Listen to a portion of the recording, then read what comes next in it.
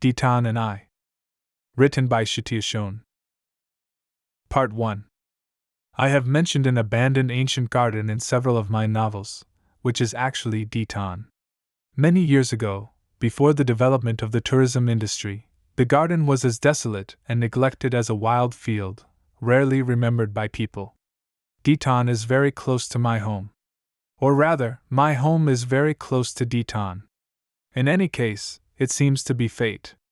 Ditan had been there for over 400 years before I was born, and since my grandmother brought my father to Beijing when he was young, they have always lived not far from it, moving several times over more than 50 years, but always around it, and getting closer with each move. I often feel that there is a sense of destiny in this, as if this ancient garden was waiting for me, enduring the vicissitudes of time for over 400 years just to do so. It waited for me to be born, and then waited for me to reach my most arrogant age when suddenly my legs became disabled. Over 400 years, it peeled off the ostentatious glazed tiles from the eaves of the ancient temple, faded the boastful vermilion on the doors and walls, collapsed sections of high walls and scattered the jade-carved railings. The old cypress trees around the altar grew increasingly solemn and secluded, and the wild grass and vines everywhere flourished freely and boldly. It was probably time for me to come. 15 years ago, one afternoon, I entered the garden in my wheelchair, and it had everything prepared for a person who had lost their soul. At that time, the sun followed its ancient path, growing larger and redder. In the pervasive, tranquil light of the garden, one is more easily able to see time and their own shadow. Since that afternoon when I unintentionally entered this garden, I have never left it for long. I immediately understood its intention, just as I said in one of my novels. In a densely populated city, to have such a peaceful place is like a painstaking arrangement by God. In the first few years after my legs became disabled, I couldn't find a job or a way forward, suddenly unable to find almost anything. I would always go there in my wheelchair, simply because it was another world where I could escape from one. As I wrote in that novel, having nowhere else to go, I would spend all day in this garden. Just like others go to work, I would come here in my wheelchair. The garden was unattended, and during rush hours some people would pass through it as a shortcut. The garden would become lively for a while, then quiet down. The garden wall cut a swath of shade in the glittering air. I would wheel in, recline my chair, sit or lie down, read or think, swatting around with a tree branch, chasing away the small insects that, like me, didn't understand why they came to this world. A bee would hover in midair like a small mist, an ant would shake its head and antennae, suddenly having a revelation and scurrying away. A ladybug, tired of crawling and praying, would spread its wings and suddenly take off. A cicada's shell on a tree trunk, lonely like an empty house. Dewdrops rolling, gathering on grass leaves, bending them until they finally fall to the ground, breaking into 1,000 beams of golden light. The whole garden was filled with the sounds of grass and trees growing, rustling incessantly. All of this is a true record. The garden was desolate, but not decaying. Except for a few halls I cannot enter, and the altar I cannot climb, only able to gaze at it from various angles, I have been under every tree in Ditan, and almost every meter of its grass has seen the imprint of my wheelchair. No matter the season, the weather, or the time, I have spent time in this garden. Sometimes I stay for a while before going home, other times until the moonlight illuminates the ground. I can't recall in which corners I spent hours intently thinking about death, and with the same patience and manner, pondering why I was born. After several years of such contemplation, I finally understood, once a person is born, it's no longer a debatable issue but a fact given by God, and with this fact, God implicitly assures its outcome, so death is not something to be hurried. Death is an inevitable festival that will come. After such thoughts, I felt much more at ease. Everything before me no longer seemed so frightening.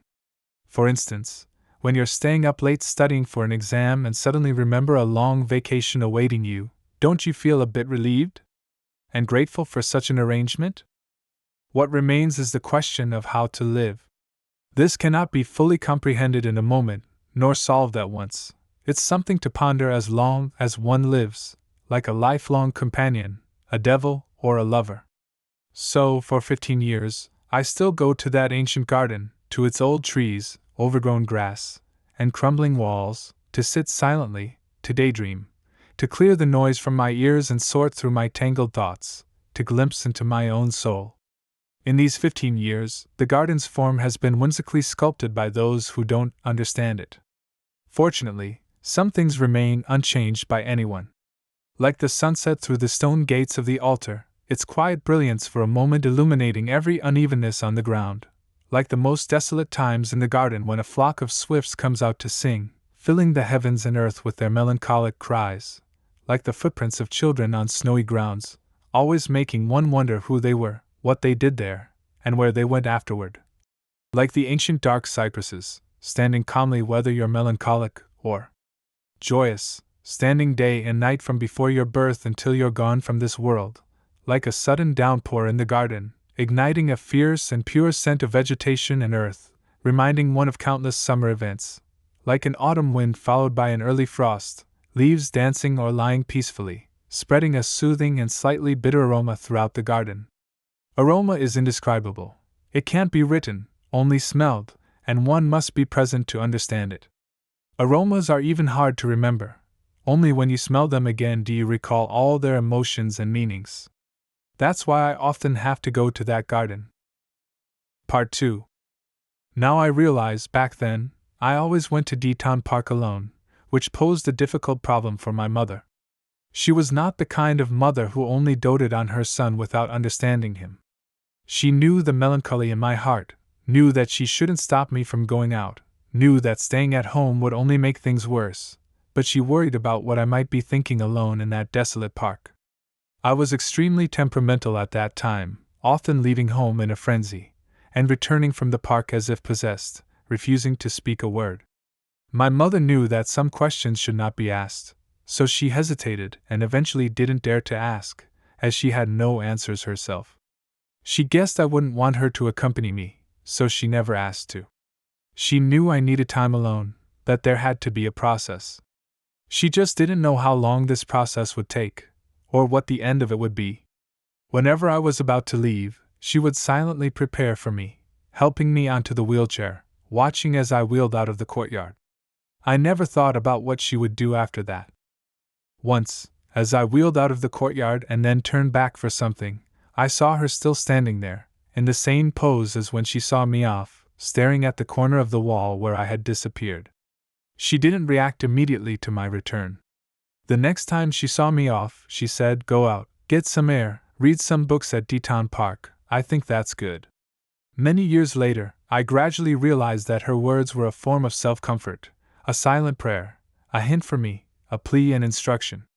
Only after her sudden death did I have the leisure to imagine how restless and uneasy she must have been during the long times I was not at home, suffering and frightened, with the bare minimum of a mother's prayers.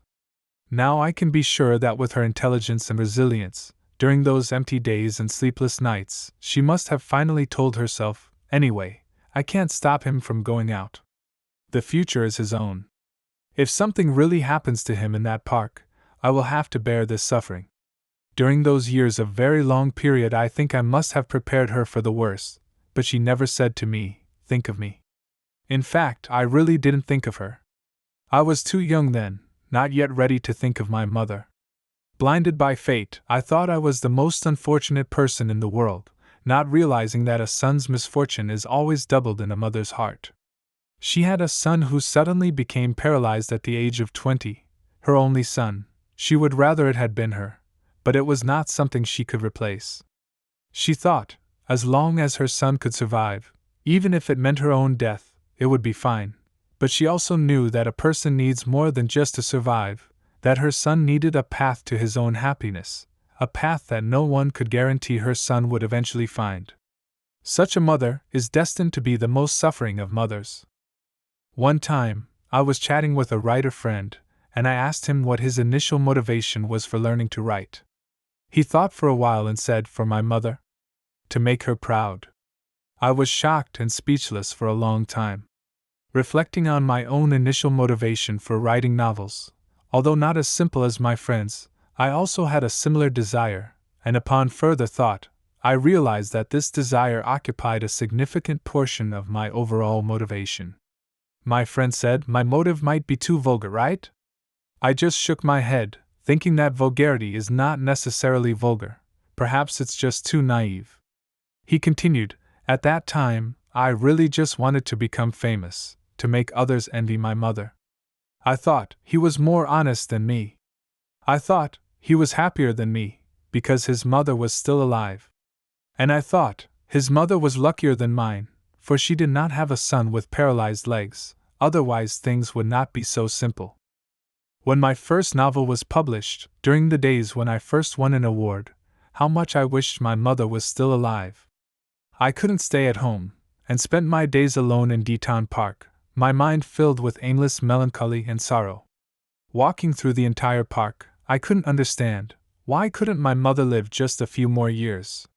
Why, just as her son was about to find his way, did she suddenly not endure any longer?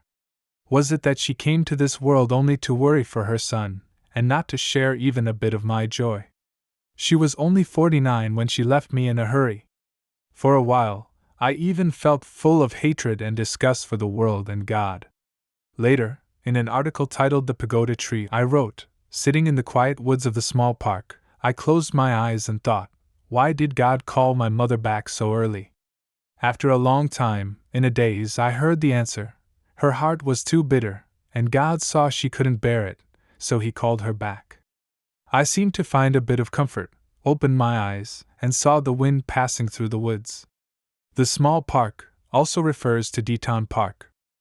Only at this time did the tangled past become clear before my eyes, and my mother's suffering and greatness deeply permeate my heart. God's consideration, perhaps, was right. Wheeling the wheelchair slowly in the park, whether it's a foggy morning or a sunny noon, I think of only one thing: my mother is no longer here. Stopping by the old cypress tree, on the grass, by the crumbling wall, whether it's an afternoon filled with insect songs or an evening when birds return to their nests, in my heart, I only silently repeat one sentence: but my mother is no longer here. Lying back in my chair, half asleep until sunset, sitting up, dazed, sitting straight until the ancient altar is covered in darkness and then gradually lit by moonlight, I finally understand a little. My mother can no longer come to this park to find me. There were many times when I stayed too long in the park, and my mother would come looking for me. She didn't want me to notice her presence. As long as she saw that I was well and in the park, she would quietly turn around and leave. I saw her back a few times. I also saw her looking around several times, her poor eyesight making her squint through her glasses as if searching for a boat at sea. I saw her before she saw me. When I noticed that she saw me, I wouldn't look at her, and after a while, when I looked up again, I would see her slowly walking away. I simply can't know how many times she came looking for me and didn't find me. Once, I was sitting in a dense thicket of shrubs, unseen. She walked alone in the park, passing by me, wandering through places where I usually stayed, her steps aimless and hurried. I didn't know how long she had been searching or how much longer she would continue, and I don't know why I decided not to call out to her. Was it a grown boy's stubbornness or shyness? But this stubbornness only left me with regret, not a trace of pride. I really want to tell all grown-up boys, never be stubborn or shy with your mother. I understand now, but it's too late. The feeling of a son wanting to make his mother proud is too genuine, so much so that it slightly alters the infamous desire to become famous. It's a complex issue, and maybe it's best not to dwell on it. As the excitement of winning awards with my novels gradually faded, I began to believe that at least in one aspect I was wrong.